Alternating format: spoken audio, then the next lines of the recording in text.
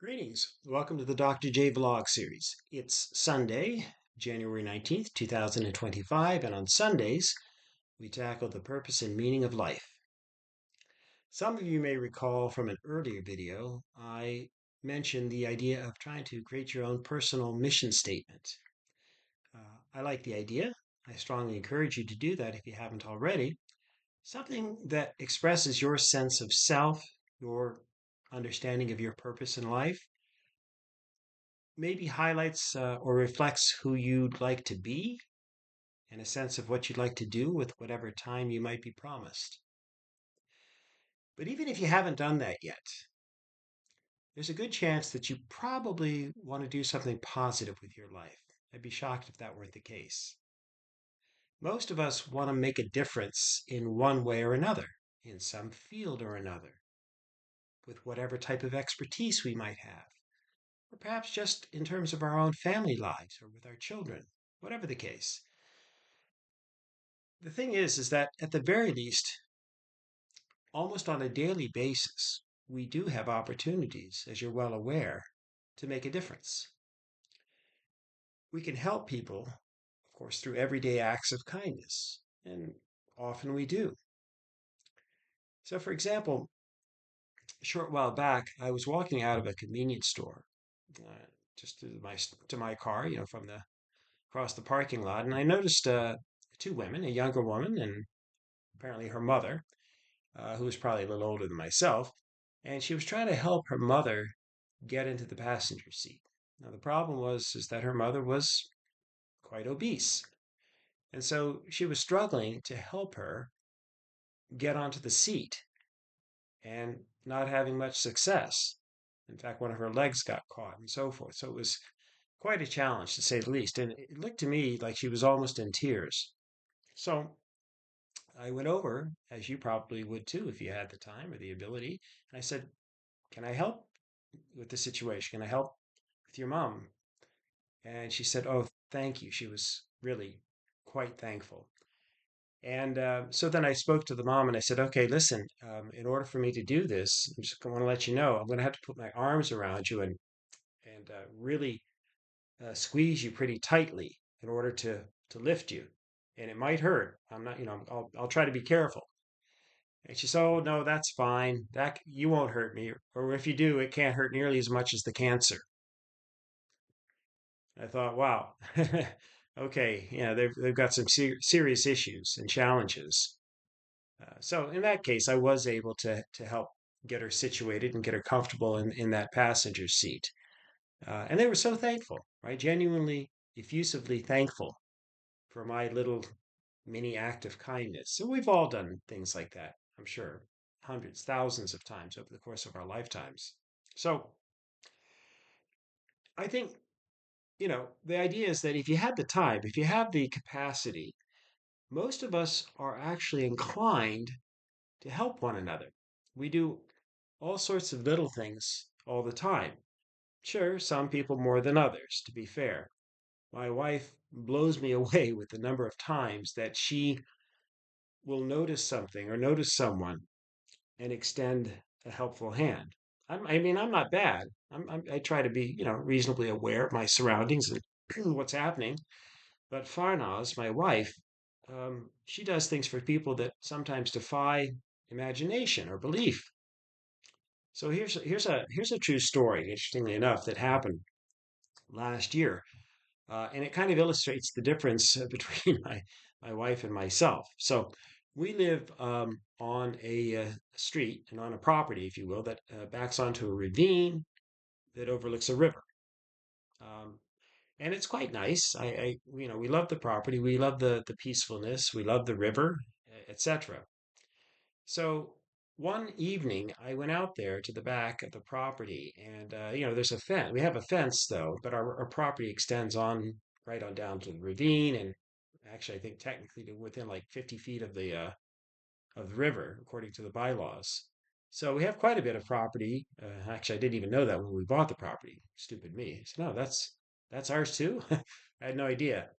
But the point of this story is that I went out there one evening and there was further down on the property, not too far down, but just beyond our fence by about, I don't know, maybe 10 meters or so, I noticed that uh, a tent had appeared. Someone had propped up a tent. It's actually quite a large tent. I was impressed with the general size of it. And presumably, they had taken up residence there.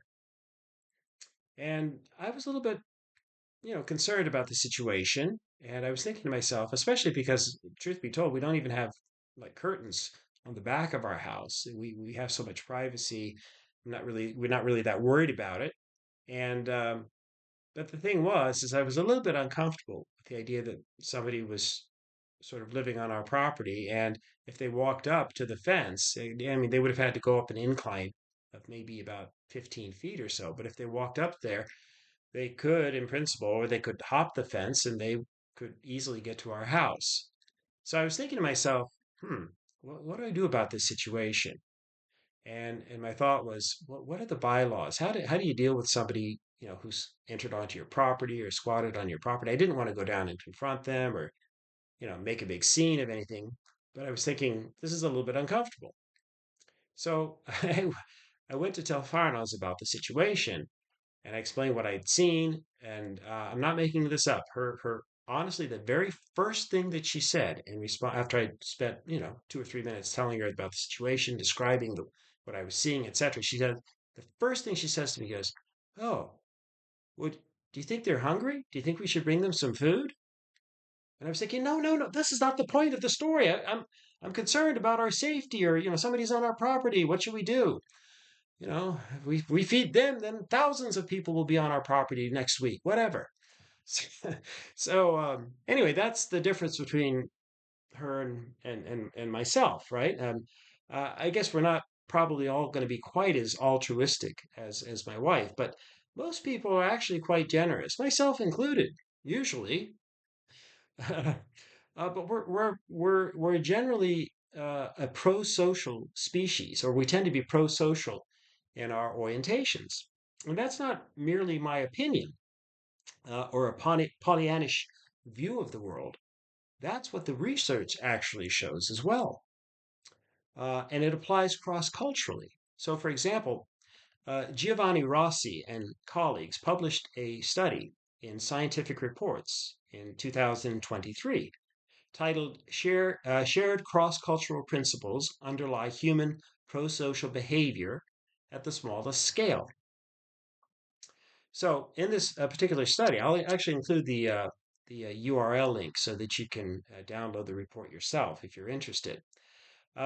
Just look in the description below. And be sure, if you haven't already, to click like and subscribe. Uh, anyway, the study found that from towns across England, Italy, Poland, and Russia, as well as villages of rural Ecuador, Ghana, Laos, and Aboriginal Australia. So, quite a diverse array of geographic locations and communities. And then they looked at the micro scale of everyday interactions, and people everywhere tended to help each other when needed. That is, small requests for assistance, to pass a utensil or what have you, occur on average once every less than 2.5 minutes in everyday life around the world. Small requests for sharing items or assisting others with small tasks around the house or the village, that sort of thing.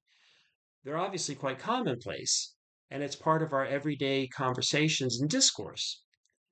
And these decisions to help are far more frequent than uh, you might imagine, or that is to say, we're much more likely to oblige people with these small requests than to decline them.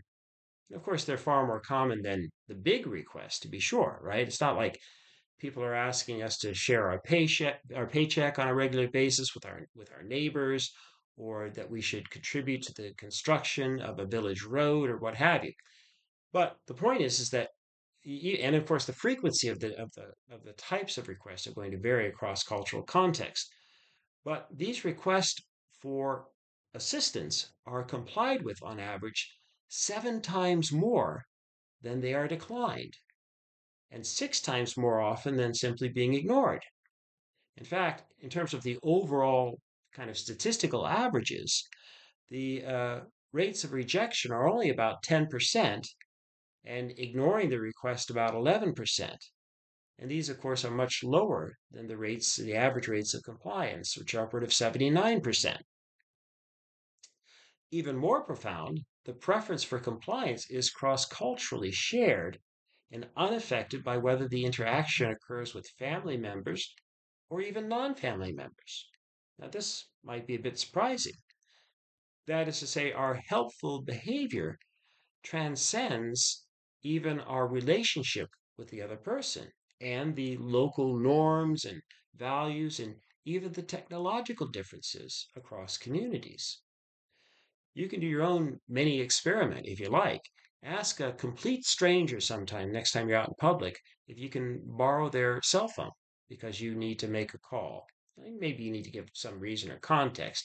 Maybe it's an emergency, or you've lost your cell phone, or you need to call your partner or a friend or whomever to give you a ride to work. So perhaps have a reason. You'll be surprised, perhaps, maybe you won't be, at how many people will lend you their cell phone, at least to make a local phone call. Um, so again, do that experiment yourself. Um, and so, what's even more interesting to me is that if you want to provide assistance, or sorry, if you want to ask for assistance, not only are people going to oblige you, but when they do oblige you, they typically will provide the assistance without, saying too much or offering an explanation for why they're helping you. They just sort of naturally, oh yeah, sure, okay, yeah, I'll help you out. Whatever, something very simple and very direct and so forth. But if they decline to help, if they say no to your request, then they normally give you a reason. In fact, in about three-quarters of the time when they monitored when people refuse requests, they noticed that they came up with or fabricated some specific reason for why they couldn't be helpful. So these norms of rationalization would seem to suggest then that people decline help conditionally. That is only, or they at least they feel obligated to provide some kind of a reason, but they give help unconditionally, right? That is without needing to explain or rationalize why they're doing it. Interesting. Now, to be sure, we all have bad days. We're all not at the top of our game. Sometimes we feel overwhelmed. And to be honest, sometimes we're not in that mindset to be helpful, or we're not in that headspace where we feel like we can give of ourselves to others. But here's the thing, even then, sometimes we'll still rally, we'll still manage to lift ourselves up and help somebody, even when we're not at our best. And of course, when we help others, here's the interesting thing about helping. We immediately experience some payoffs. Neurologically, for example, our brains release oxytocin, dopamine, and serotonin. We maybe tick off a checkbox in our mental calculus so that we psychologically feel better, knowing that, well, we've done another good deed for the day. And of course, oftentimes there are social and cultural rewards, not only in terms of people, thanking us, but maybe they are effusive in their praise, or they come up with other ways to reward us for our kindness, for our generosity, sometimes quite unexpectedly. Again, if you don't believe me, you can do your own experiment next time. Next time, in fact, I would recommend this. Next time you're actually feeling down, a little bit depressed, a little bit stressed out, just not yourself, maybe even physically not well, try the experiment of helping somebody out. A random act of kindness, a stranger, somebody that you encounter, whatever the specific context, offer a little assistance. And certainly if they ask you if you can provide the assistance, see how that makes you feel. Chances are that simple act of helping another will actually improve your condition physically, mentally, emotionally. I know some of the cynics among you are thinking, no good deed goes unpunished. But again, that's just an aphorism. That's something that we construct and tell ourselves. It's not backed up by any kind of systematic research. Yes, things can and do go sideways on occasion, but that's usually the exception as well when we're trying to help others. So, why don't we then have that attitude all the time? And why don't we, or maybe the other way to put it is, why do we sometimes develop these attitudes and frameworks where we think we shouldn't help other people? Or maybe we don't think some people are deserving of our help. And that's where things can get a little bit more complicated, right? If someone enters into our immediate awareness and our consciousness, then generally speaking, we'll feel like we have to respond. Once they're in our sphere of influence, we may still deny the request, we may not want to help, but once they've entered into our conscious awareness, then that has a profound effect in terms of shaping our responses. Um, if we see somebody in need, and especially like in an emergency situation, most of us almost intuitively or instinctively will be drawn to help that person. Okay. Um, and I'm not suggesting that we're all going to be willing to run into the burning house to save someone, but there are all kinds of low cost behaviors where we'd almost certainly help others or even total strangers. And we can directly see the cause and effect of our efforts. And that seems to emerge from a place deep within ourselves. And perhaps just as important, we haven't activated the cognitions associated with the evaluative judgments we're inclined to make, or our ideological constructions about justness, or about our own kind, or our own tribe, or our own people, so on.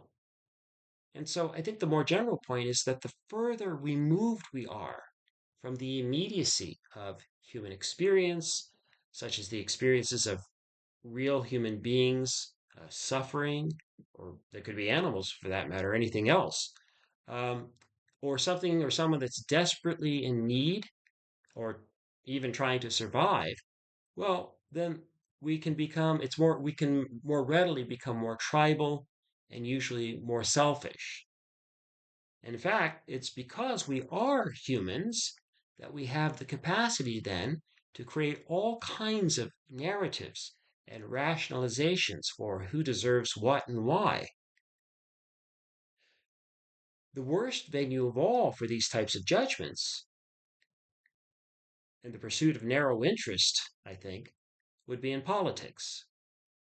You'll notice there's no day devoted to political discussions or the juicy arguments about public policies or the latest scandals or the politicians that we most despise on this particular channel.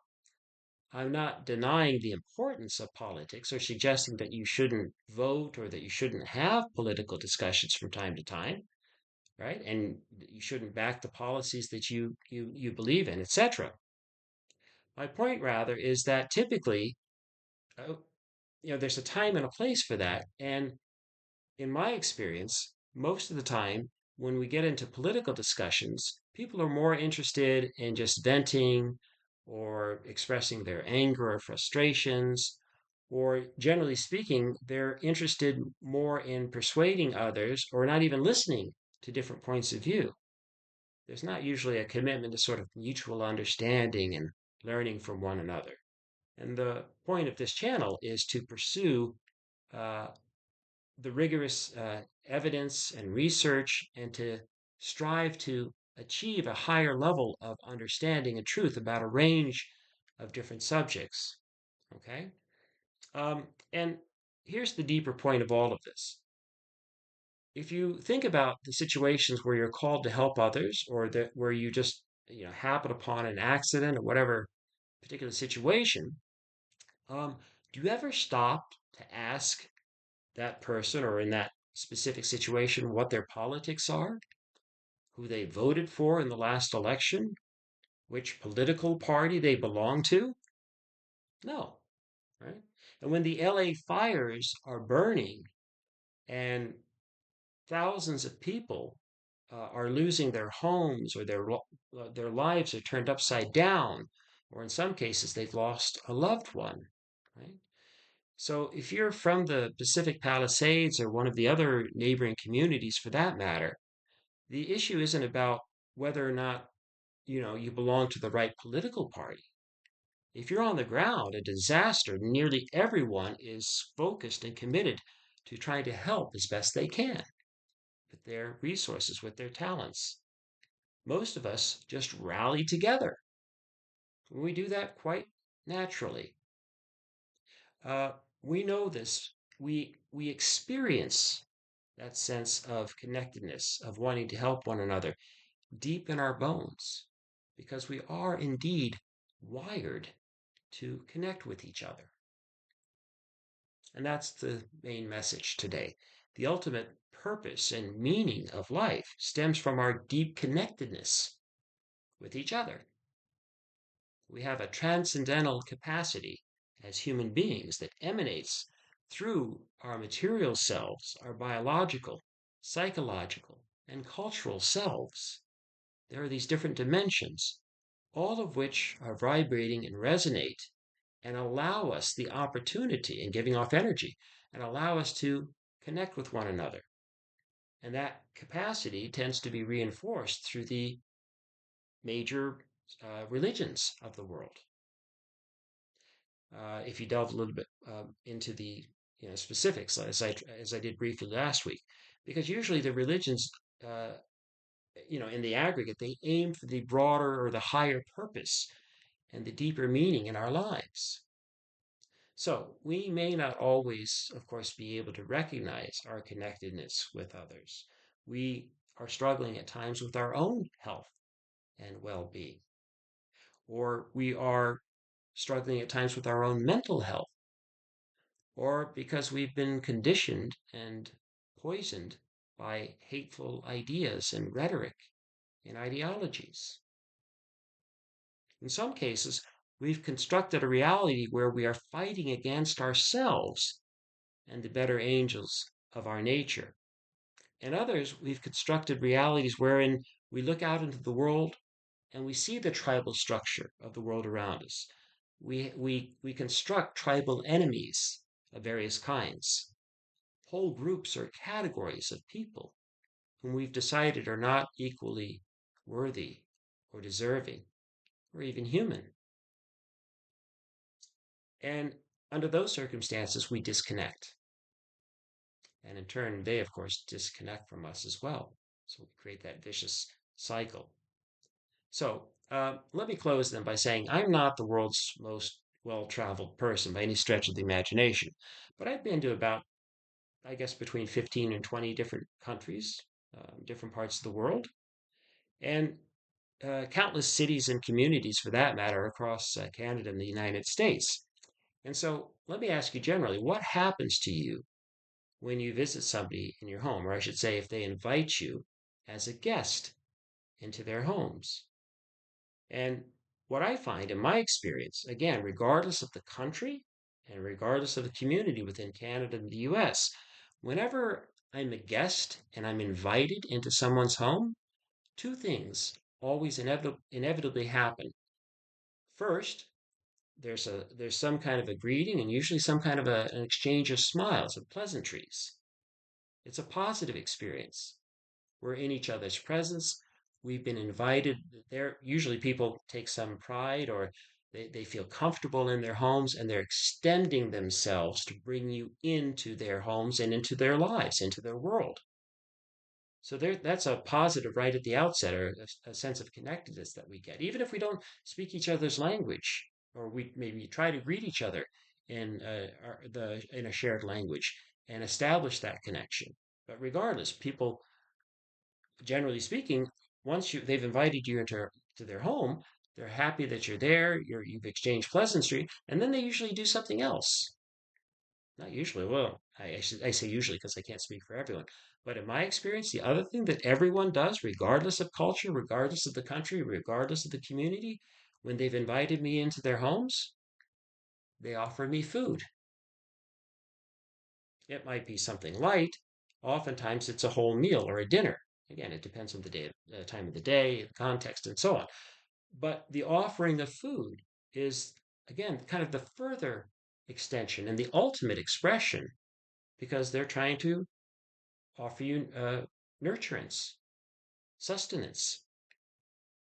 And food, of course, is essential to our life and to our well being. In fact, not only do they usually offer food, they usually offer the best food, based on their cultural traditions. So something special because you're their guest. So I mention these things because, as I say, this has been kind of universally the case whenever we invite people into our homes or they invite us into their homes, right?